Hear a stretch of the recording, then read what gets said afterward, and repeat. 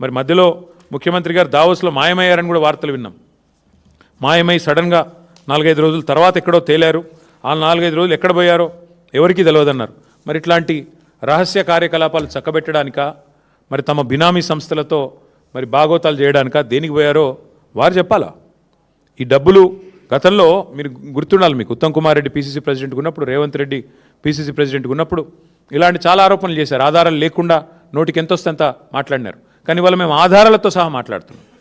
ఆధారాలతో సహా పూర్తి స్థాయి బాధ్యత గల ప్రతిపక్షంగా మాట్లాడుతున్నాం. ఈ కుంభకోణం మీద వెంటనే, కేఎల్ఎస్ఆర్ కుంభకోణం మీద వెంటనే కేంద్ర ప్రభుత్వం స్పందించాలి. సిబిఐ, ఈడీ, ఎస్ఎఫ్ఐఓ 3 రంగంలో దిగాలి. సుప్రీంకోర్టు ఇచ్చిన ఈ ఆదేశాన్ని వెంటనే అమలు చేయాలి. కేఎల్ఎస్ఆర్కి ఇచ్చిన ప్రతి ప్రాజెక్టు రద్దు చేయాలి.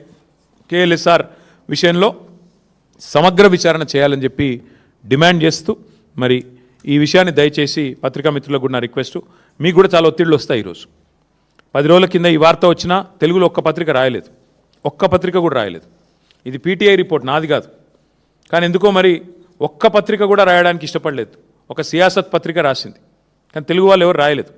నేను మా పత్రికా మిత్రులను కూడా కోరుతా ఉన్నా, ఇలాంటి తీవ్రమైన ఆర్థిక నేరగాళ్లను మరి 4th ఎస్టేట్గా ఉన్న మీరు పట్టించుకోకపోతే, మీరు కూడా వీళ్ళని పట్టుకోకపోతే డెఫినెట్గా వాళ్ళు మరింత చెలరేగిపోతారు, మరింత పెట్టరేగిపోతారు.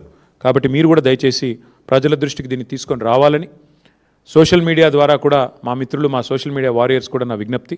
మీరు కూడా తప్పకుండా ఈ విషయాన్ని ప్రతి ఒక్కరికి తెలిసే విధంగా వివరంగా, ఎందుకంటే కొంత కాంప్లికేటెడ్ సబ్జెక్టు, బినామీ భాగోతము 6,000 కోట్లు, కొంత విడమర్చి చెప్పాలని ఇంత డీటెయిల్గా చెప్పిన. కాబట్టి ఇవన్నీ కూడా పత్రికాముఖంగా మరి మీరు కూడా ప్రచురించాలని కోరుతూ మీ అందరికీ థ్యాంక్ యూ.